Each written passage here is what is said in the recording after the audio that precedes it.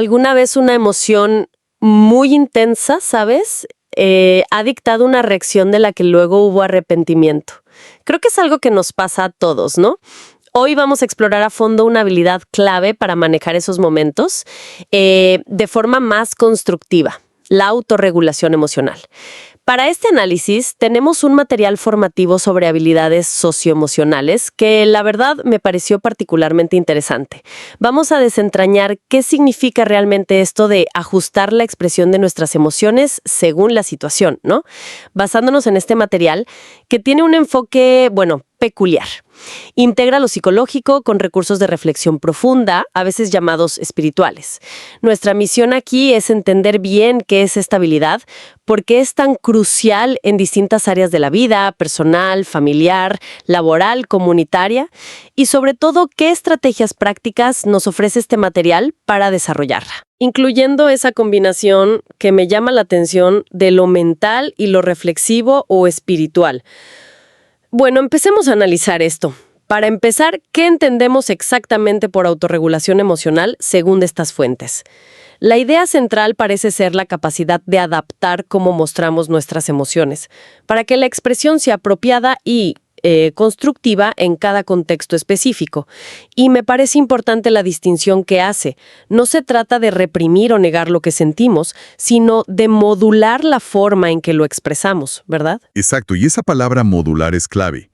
Lo fascinante aquí, y creo que es un primer punto a destacar, es que el objetivo va mucho más allá de simplemente aguantarse o controlar un impulso del momento. Busca algo más profundo.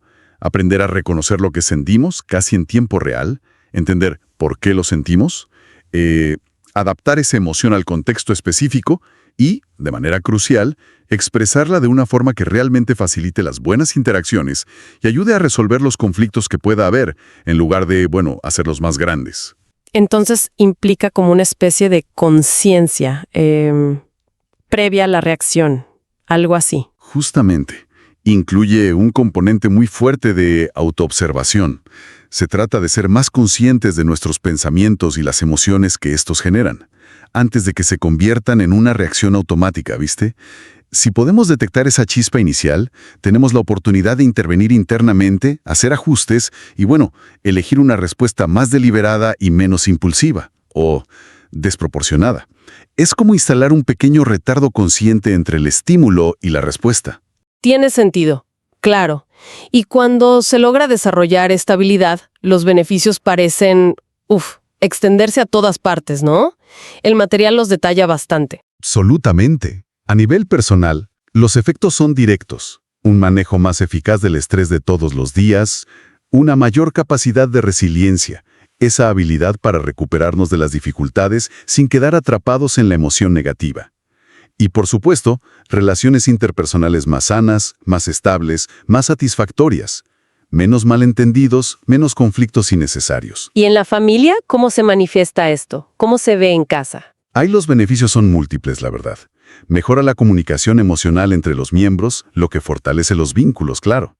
Quien desarrolla esta habilidad se convierte a veces sin darse cuenta en un modelo positivo para los demás, especialmente para los chicos y jóvenes. Y, en general, ayuda a crear un ambiente familiar con menos tensiones y, más armonía. El material también menciona su impacto en contextos más amplios, como grupos comunitarios o de trabajo. Originalmente habla de fraternidad, pero la idea es aplicable a cualquier equipo, ¿no? Cualquier colectivo. Correcto. En esos entornos, la autorregulación individual contribuye a una mejor convivencia general. Hace que la colaboración y el servicio sean más efectivos porque se reducen los roces personales y se manejan mejor los desacuerdos, incluso en los estudios, ¿sabes? Ayuda a la concentración al permitir gestionar la ansiedad o la frustración de forma más adaptativa. Y en el ámbito laboral, los beneficios son evidentes. Mejores relaciones con colegas y superiores, un ambiente de trabajo menos tóxico. Eso es clave. Y una gestión más saludable del estrés laboral. Fundamental hoy en día. Me llama la atención que el material resalte específicamente dos beneficios más amplios. La resiliencia, como esa capacidad de navegar la adversidad, y cómo esta habilidad personal, sumada a la de otros, puede contribuir a algo tan grande como promover una cultura de paz en la sociedad. Suena bastante ambicioso. Lo es. pero tiene su lógica desde la perspectiva del material. La idea es que si más individuos aprenden a manejar sus respuestas emocionales de manera constructiva, se reduce la agresividad, la reactividad, la conflictividad a nivel micro, digamos. Y eso, multiplicado, puede tener un impacto en el clima social general. La paz, en esta visión, empieza por la gestión interna de cada uno. Claro, empieza por casa, como dicen. Y por contraposición, ¿qué sucede cuando esta habilidad no está bien desarrollada? El material es bastante gráfico al respecto, ¿no? Sí, no se anda con rodeos. Describe un cuadro de estrés crónico, la sensación frecuente de sentirse emocionalmente desbordado, abrumado, y una tendencia a la impulsividad, actuar sin pensar y luego arrepentirse. Pone ejemplos muy concretos que seguramente le suenan a mucha gente. Menciona los conflictos constantes en la familia que generan tensión y distancia, las discusiones destructivas en grupos o equipos que minan la confianza y la unidad. Sí. La posibilidad de contribuir a un ambiente laboral tóxico, por la incapacidad de manejar la frustración o el desacuerdo, e incluso el riesgo de aislamiento social, porque interactuar con alguien cuyas reacciones emocionales son impredecibles o desproporcionadas puede ser muy desgastante para los demás, ¿viste? Totalmente desgastante. Vale, queda clara la importancia. Ahora, el material introduce un elemento que podría parecer inesperado en un texto sobre habilidades socioemocionales. Usa a San Francisco de Asís como un caso de estudio. ¿Cómo encaja esto? ¿Por qué él? Es una elección interesante del material, sin duda. Lo presentan no tanto como una figura religiosa a la que emular sí o sí, sino como un ejemplo histórico potente de esta habilidad de autorregulación en acción. Se utiliza para ilustrar cómo los principios se pueden manifestar en una vida concreta, especialmente en situaciones que son, emocionalmente desafiantes. ¿Podrías darnos un ejemplo de cómo lo interpretan, para entenderlo mejor? Claro. Toman su famosa renuncia a los bienes materiales y a su estatus social. El análisis que proponen va más allá del acto externo de despojarse de todo, no. Lo interpreta como un ejercicio consciente de manejo de emociones internas como el orgullo, la posible ira ante la oposición familiar o la vanidad asociada a su vida anterior de riqueza y popularidad. Su elección radical por la humildad y el desapego se ve como una forma deliberada de autorregular esas tendencias emocionales vinculadas al ego y lo material, priorizando un valor superior que para él era su vocación. Es una perspectiva interesante verlo desde ese ángulo emocional. ¿Hay otros ejemplos en esa línea que mencionan? Sí, mencionan su interacción con los leprosos. En su época, la reacción social dominante era de miedo, asco y rechazo absoluto. Terrible. Se interpreta que superar esas emociones personales tan arraigadas para poder acercarse, tocar y cuidar a estas personas, expresando conscientemente compasión y ternura, fue un acto deliberado de autorregulación. Ajustó su respuesta emocional interna para alinearla con un valor fundamental para él, el amor al prójimo, especialmente al más marginado. No dejó que la repulsión dictara su acción. Se entiende. Se entiende perfecto. Y también mencionan la relación con su padre, que fue muy conflictiva después de su cambio de vida, ¿no? Exacto. Hubo un enfrentamiento fuerte, público incluso. El material destaca que su decisión de renunciar formalmente a la herencia paterna y, sobre todo, su capacidad posterior para perdonar a su padre y buscar la reconciliación. En lugar de quedarse anclado en el resentimiento, la rabia o la victimización, eso requirió un enorme autocontrol y regulación emocional.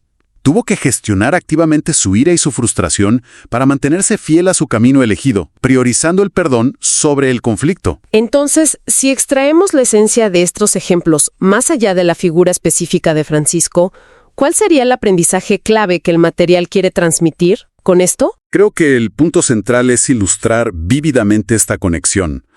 Cómo el manejo consciente y deliberado del mundo interior, nuestras emociones, impulsos, pensamientos, es lo que permite que nuestras acciones exteriores sean coherentes y estén alineadas con nuestros valores más profundos, sean estos la paz, la compasión, la justicia, la vocación o cualquier otro principio rector que consideremos fundamental. Es la idea de que la integridad entre el ser interior y el hacer exterior se construye sobre la base de la autorregulación emocional. Sin esa gestión interna, es mucho más difícil actuar de forma consistente con lo que creemos. Entendido. Es una forma potente de ilustrar el concepto, la verdad. Ahora pasemos a lo práctico, que es lo que muchos estarán esperando. Ya sabemos qué es la autorregulación y por qué es importante. La gran pregunta es, ¿cómo se desarrolla esta habilidad en el día a día? El material propone una combinación que me parece muy particular, mezclando técnicas psicológicas conocidas con lo que llama recursos espirituales o de reflexión profunda.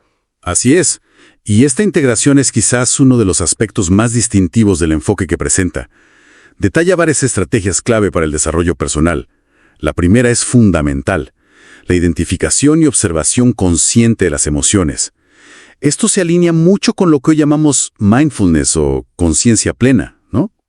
¿Podrías explicar un poquito más qué implica esa observación consciente en este contexto? ¿Cómo sería? Básicamente, se trata de practicar el darnos cuenta de lo que estamos sintiendo en diferentes momentos del día, especialmente en situaciones que nos activan. Es observar la emoción, ira, miedo, tristeza, alegría intensa, sin juzgarla inmediatamente como buena o mala, y sobre todo, sin reaccionar de forma automática. Es crear un espacio mental para decir, mira, estoy sintiendo esto ahora mismo. El material lo conecta curiosamente con una práctica de reflexión tradicional llamada oración de examen, que implica revisar momentos del día para analizar cómo se gestionaron las emociones, buscando aprender de los errores y pidiendo claridad. Incluso sugiere una frase como guía para esta reflexión. Espíritu Santo, abre mi corazón para ver con claridad mis emociones. La idea aquí, más allá de la formulación específica, es fomentar esa pausa reflexiva sobre nuestra vida emocional. Hacer un stop y mirar. Interesante esa conexión. Otra herramienta que menciona es más conocida, creo, la respiración profunda y controlada. Sí, es una técnica clásica y fisiológicamente muy efectiva para calmar el sistema nervioso en momentos de estrés o agitación emocional. Ralentizar la respiración envía señales al cerebro para reducir la respuesta de lucha o huida. Es casi inmediato el efecto. Lo particular aquí es cómo el material sugiere integrarla, para quien le resuene, con una oración corta o una frase significativa, un mantra personal, como por ejemplo, Señor, dame paz en mi corazón. De este modo, un acto fisiológico de calmarse se puede convertir también en un momento de conexión con algo más profundo o trascendente. El consejo práctico es muy útil. Antes de responder en una situación tensa o cargada emocionalmente, tomarse unos segunditos para respirar hondo un par de veces puede cambiar radicalmente la interacción. En serio. Totalmente. Luego habla de la reestructuración cognitiva. Este es un término más técnico. ¿Qué significa exactamente? Es una técnica central en muchas terapias psicológicas. Sí. Consiste en aprender a identificar los pensamientos automáticos negativos, esos que a menudo son distorsionados o catastrofistas, y que suelen alimentar las emociones descontroladas. Por ejemplo, pensar esto es un desastre total ante un pequeño error. ¿Viste? Una vez identificado ese pensamiento, el siguiente paso es cuestionarlo. ¿Es realmente cierto? ¿Es tan grave? ¿Hay otras formas de ver la situación? Y finalmente, reemplazarlo conscientemente por un pensamiento más realista, más equilibrado y constructivo. El material lo conecta con una idea bíblica, mencionando Filipenses 4:8.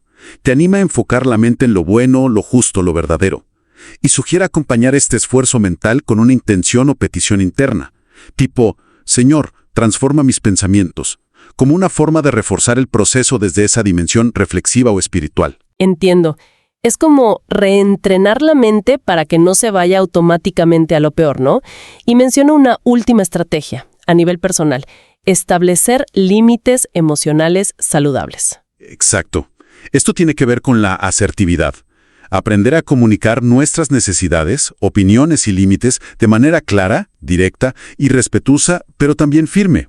Saber decir no cuando es necesario, sin sentirnos culpables, y expresar lo que nos molesta o necesitamos sin agresividad, pero sin pasividad tampoco. Esto es crucial para no sentirnos constantemente abrumados, resentidos o, manipulados por las demandas o emociones de los demás. El recurso espiritual que se sugiere aquí es la oración o reflexión de discernimiento. Tomarse un momento para pedir claridad o sabiduría sobre cuándo, cómo y por qué es necesario poner un límite en una situación particular. Todas estas son herramientas para el trabajo individual, pero la autorregulación no ocurre en el vacío, ¿verdad? También es fundamental en cómo interactuamos en grupo. Definitivamente. El material dedica espacio a cómo aplicar y fomentar esta habilidad en contextos grupales, ya sea en equipos de trabajo, comunidades, voluntariado o incluso la familia. Una primera recomendación es cultivar activamente la empatía y la escucha activa. Crear un ambiente donde las personas se sientan seguras para expresar cómo se sienten realmente, sin miedo a ser juzgadas o invalidadas de inmediato. Escuchar para entender, no solo para responder o rebatir. Y supongo que eso está ligado a cómo se manejan los conflictos, que son inevitables en cualquier grupo humano, ¿no? Totalmente. Se insiste en promover activamente la resolución pacífica de conflictos. Y ojo, esto no significa evitar el conflicto, sino abordarlo de manera constructiva. Implica enseñar y practicar métodos donde todas las partes puedan expresar sus emociones y perspectivas, se busquen puntos en común y se trabaje colaborativamente hacia soluciones que satisfagan las necesidades de todos en la medida de lo posible. El material lo enmarca en la idea de ser instrumentos de paz y reconciliación, sugiriendo una intención como «Señor, hazme instrumento de tu paz y reconciliación» para guiar la actitud en momentos de tensión grupal. También habla de crear una cultura de apoyo mutuo y perdón. ¿Cómo se relaciona eso con la autorregulación? Se relaciona de forma directa, porque la autorregulación es más fácil de practicar en un entorno que la apoya. Si en un grupo se valora la gestión emocional constructiva, se entiende que todos podemos tener momentos difíciles y se fomenta el apoyo mutuo en lugar de la crítica destructiva, es más probable que los individuos se sientan motivados a trabajar en su propia regulación. Y el perdón es clave. Entender que pueden ocurrir errores o expresiones emocionales inadecuadas, pero que es importante poder reparar el daño y seguir adelante, en lugar de guardar rencores que terminan envenenando las relaciones grupales. Revisando todas estas estrategias, lo que realmente destaca, como decías al principio, es esa constante integración de lo psicológico y lo espiritual o reflexivo. ¿Cómo describirías la función de esa dimensión espiritual en este modelo que presenta el material? Respiración, la reestructuración cognitiva, la asertividad, sino como un complemento. Un complemento que puede potenciar su efectividad y darles un sentido más profundo para quien conecta con esa dimensión, claro. Se sugiere recurrir a la oración, la meditación o la reflexión profunda para buscar recursos internos como la sabiduría, la paz interior, la paciencia, el discernimiento para tomar decisiones, o la fuerza para perdonar, que no es fácil, ¿no? Perdonar a otros o a uno mismo. Hay también una idea interesante. Ver los desafíos interpersonales o las diferencias no solo como problemas a resolver, sino como oportunidades. Oportunidades para crecer en virtudes como la compasión, la humildad o la paciencia. Contando para quien cree con una ayuda o gracia trascendente que apoye ese esfuerzo. Es un marco que busca integrar cabeza, corazón y espíritu, digamos. Queda claro el abanico de herramientas, pero saber qué hacer es una cosa y lograr integrarlo en la práctica habitual, especialmente en la dinámica de un grupo. Eso es otra historia, ¿no? ¿Ofrece el material alguna pista sobre cómo fomentar activamente esta habilidad más allá del esfuerzo puramente individual? Sí, aborda la necesidad de cultivar esta habilidad de forma intencional, especialmente en contextos formativos, laborales o comunitarios. Generalizando las ideas que aplica a grupos específicos, subraya varios puntos clave. Primero, la necesidad de formación específica. O sea, no basta con decir hay que autorregularse. Se necesitan talleres interactivos, módulos prácticos, Claro. que enseñen y permitan practicar el reconocimiento emocional, la comunicación asertiva, las técnicas de manejo del estrés, la resolución de conflictos. Y si es pertinente para el grupo, que integren también esas herramientas de reflexión o espirituales. O sea, no asumir que la gente sabe hacerlo por arte de magia, sino enseñarlo explícitamente. Exacto. Segundo, insiste en la importancia crucial de practicar en situaciones reales. Las reuniones de equipo, los proyectos colaborativos, las actividades de servicio, incluso las conversaciones difíciles. Ese es el verdadero gimnasio donde se ejercita y fortalece esta habilidad. Se aprende intentándolo, a veces fallando, y reflexionando sobre la experiencia. No es solo teoría, es práctica deliberada, ponerse las pilas. ¿Y qué papel juegan las personas que lideran o coordinan estos grupos? Los jefes, los coordinadores. Capacidad a veces para gestionar sus emociones, manejar el estrés, comunicarse asertivamente y facilitar conflictos de forma constructiva. Tiene un impacto enorme en el clima emocional y la cultura del grupo. Un líder que reacciona impulsivamente o evita los temas emocionales difíciles difícilmente fomentará la autorregulación en los demás. Lógico. Por eso, la formación específica para líderes en estas habilidades es vital. Tienen que empezar por ellos mismos. Tiene toda la lógica. El ejemplo arrastra, como se dice. ¿Alguna otra recomendación para la integración práctica? Sí, una última que me parece importante. Fomentar la reflexión y la evaluación regular, tanto a nivel individual como grupal. Después de un proyecto importante, al final de un ciclo formativo, o simplemente de forma periódica, dedicar tiempo explícito a preguntarse: ¿cómo manejamos nuestras emociones y las de los demás en esta etapa? ¿Qué estrategias funcionaron bien? ¿Dónde tuvimos dificultades? ¿Qué podemos aprender y mejorar para la próxima vez? ¿Cómo impactó nuestra gestión emocional en nuestras relaciones y en los resultados que obtuvimos? Esta metacognición, esta capacidad de mirarse a uno mismo y al grupo en acción, es clave para el crecimiento continuo y para que la habilidad no se quede en una buena intención olvidada. Si conectamos todos estos puntos, desde la definición hasta la práctica grupal, ¿cuál dirías que es la visión general que emerge de este material? El panorama completo. Lo que emerge, creo yo, es un enfoque decididamente holístico, integral. La propuesta central es que la integración consciente de lo emocional, lo psicológico, las técnicas y lo espiritual o reflexivo, entendido como la conexión con valores profundos, propósito y para algunos lo trascendente. Bueno, todo eso conduce a una vida individual más equilibrada, resiliente y significativa. Pero el objetivo no se queda ahí. Va más allá del bienestar individual para capacitar a las personas a construir relaciones más sanas y a contribuir de manera más positiva y constructiva a sus comunidades, equipos y a la sociedad en su conjunto. Es un modelo que vincula el crecimiento personal con el impacto social. Excelente resumen. Entonces, si tuviéramos que destilar el mensaje central de toda esta exploración basada en el material que analizamos, podríamos decir que la autorregulación emocional no busca eliminar ni reprimir lo que sentimos. Eso es imposible y hasta contraproducente, sino aprender a expresar nuestras emociones con sabiduría y de forma constructiva. Es una habilidad fundamental que, como hemos visto, tiene el potencial de enriquecer profundamente todas las facetas de nuestra vida y nuestras interacciones. Exactamente.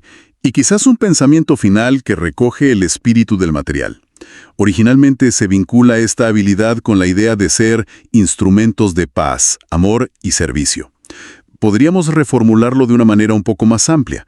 Desarrollar esta capacidad de modular nuestra expresión emocional nos equipa para navegar la complejidad del mundo actual de manera más efectiva. Y fundamentalmente, nos permite hacer contribuciones más positivas, conscientes y significativas en los entornos donde nos movemos, cualesquiera que estos sean. Es una habilidad que nos hace más dueños de nosotros mismos y potencialmente mejores agentes de cambio positivo. Esto nos deja con una pregunta interesante para reflexionar, ¿no? En un mundo cada vez más acelerado, lleno de estímulos y factores de estrés, y donde a menudo se separa lo psicológico de lo ético o espiritual, ¿qué implicaciones podría tener adoptar un enfoque más integrado, como el que sugiere este material? Más concretamente, quizás, ¿cómo podría la práctica deliberada de una sola de estas técnicas, tal vez simplemente esa pausa para respirar conscientemente antes de reaccionar en una conversación difícil, empezar a cambiar la dinámica de nuestras interacciones cotidianas mañana? Es algo sobre lo que vale la pena meditar, creo yo.